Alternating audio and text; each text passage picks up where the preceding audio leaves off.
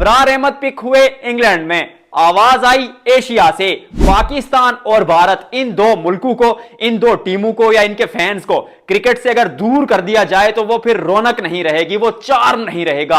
India and Pakistan, क्योंकि कदकाठी cricket में ऐसी है। बात करेंगे कि काव्या मरान की टीम सनराइजर लीड्स ने, जिनकी टीम सनराइजर्स हैदराबाद आईपीएल में भी मौजूद है, उन्होंने पिक किया पाकिस्तान के स्पिनर अबरार अहमद को तकरीबन 7 करोड़ रुपए में। उसके बाद पाकिस्तान में तो जश्न शुरू हो गया कि भाई आईपीएल की फ्रेंचाइज ने पाकिस्तान के टैलेंट को पिक किया। दूसरी जानिब भारत में काव्या मरान पर और उनकी टीम पर क्रिटिसिज्म शुरू हो गया। लोग ट्रोल करने लगे कि अबरार अहमद जंग के दौरान, जब पाकिस्तान और इंडिया की जंग थी, तो वो टीज फैंटास्टिक स्टोरीज लगाया करते थे इंस्टाग्राम पे। फिर पाकिस्तान और भारत का मैच होता है तो खिलाड़ियों को टीज करते हैं, वो यूं यूं इशारे करते हैं कि जाइए।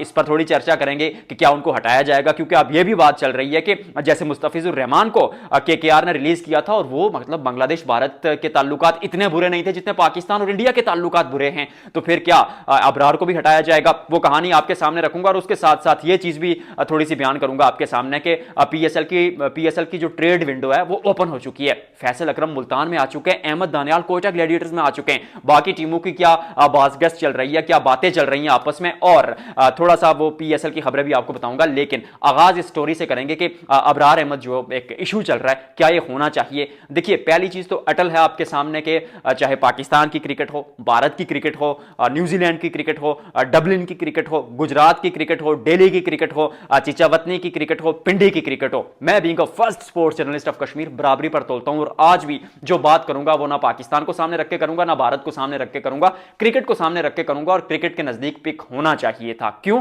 क्योंकि अबरार की परफॉर्मेंस आप पिछले 2 साल में देखे, वो एक्स्ट्राऑर्डिनरी थी। और भारत के सेंटीमेंट्स, उनके फैंस जो हैं या इंडिया के जो लोग हैं, उनकी बहुत रिस्पेक्ट है मेरे दिल में। पाकिस्तान के लोगों के जज्बात की भी कदर है। लेकिन जब आप खेल को देखते हैं, आई मीन अगर आप हाथ नहीं मिलाते या अबरार को पिक नहीं करते या भारत के खिलाड़ी दूसरी लीग्स में नहीं जाते, वो उनका एक अपना, ठीक है, एक ओरा है, एक उनका अपना खेलने का तरीका है कि वो दूसरी लीग्स में नहीं जाते क्योंकि उनको इतने पैसे आईपीएल में ही मिल जाते हैं। लेकिन ये सारी चीजें कहने का मकसद ये है कि अगर आप मैच खेल जाते हैं, अगर आप आईसीसी इवेंट्स में एक दूसरे के आमने सामने आ जाते हैं, तो फिर खेलिए ही मत। या पाकिस्तान भी ना खेले या भारत भी ना खेले, खेलना भी है आपने, आपने हैंडशेक नहीं करना, खेलना है आपने, कमेंट्री अगट्ठे करनी है, चाहे वो अगट्ठे आप पी रहे होते हैं पाकिस्तान और इंडिया के लोग, तो फिर क्रिकेट के मैदान पर क्यों एक दूसरे से खफा हैं? क्योंकि पॉलिटिकल जो इश्यूज हैं वो रहते हैं। पाकिस्तान के लोग पाकिस्तान का साथ देंगे विदाउट एनी डाउट, भारत के लोग भारत का साथ देंगे।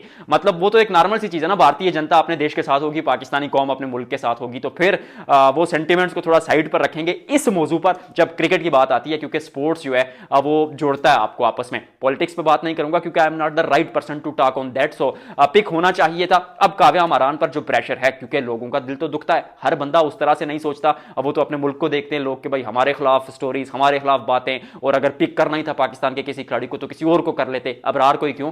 पहली बात तो है कि काव्या मरान ने थोड़ी कोशिश की थी उस्मान तारिक के लिए भी, लेकिन फिर वो पीछे हट गई। और सनराइजर ने लीड्स ने, मैं सनराइजर्स हैदराबाद कहने लगा था जो आईपीएल की टीम है, तो यहां पर आकर अबरार को पिक कर लिया। अब अबरार को पिक कर लिया तो क्या उनको हटाया जाएगा?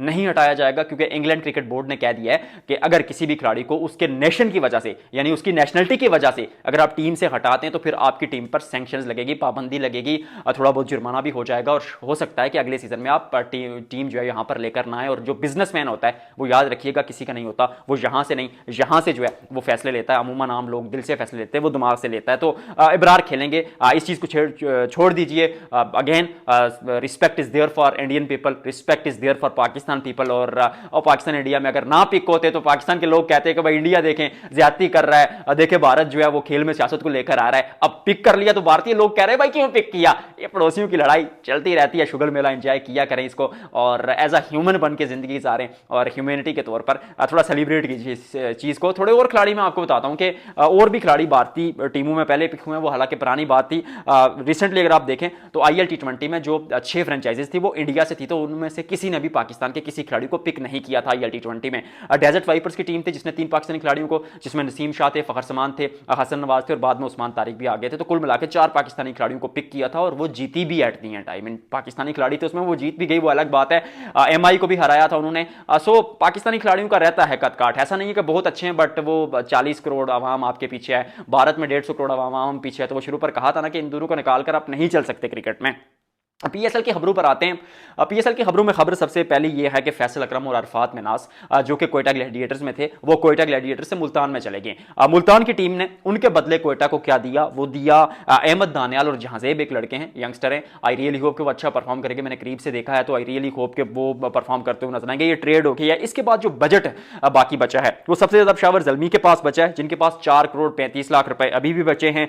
हैदराबाद के पास 1 करोड़ 24 लाख, इस्लामाबाद के पास 1 करोड़ 80 लाख, उसके अलावा कराची के पास सिर्फ 58 लाख, मुल्तान के पास सिर्फ 28 लाख, कोयटा ग्लैडिएटर्स के पास सिफर यानी कोई रुपए उनके पास बचे नहीं है, लाहौर के पास 23 लाख रुपए बचे हैं और रावलपिंडी के पास 71 लाख रुपए बचे हैं। अब टीमें जो है वो आपस में अगले 4-5 दिनों तक, 18 मार्च तक आई थिंक लास्ट डेट है, वो एक दूसरे से राब्ते करेंगे कि भाई फलाना खिलाड़ी हमें दे दें, फलाना खिलाड़ी हमें दे दें। अब वो अगली वीडियो में डिटेल से आपको बताऊंगा कि किस खिलाड़ी को कौन सा खिलाड़ी चाहिए और किन की आपस में क्या बातचीत चल रही है। उसके लिए अगली वीडियो का इंतजार कीजिएगा। वीडियो को लाइक और शेयर करेंगे। हम मिलते हैं अगले व्लॉग में।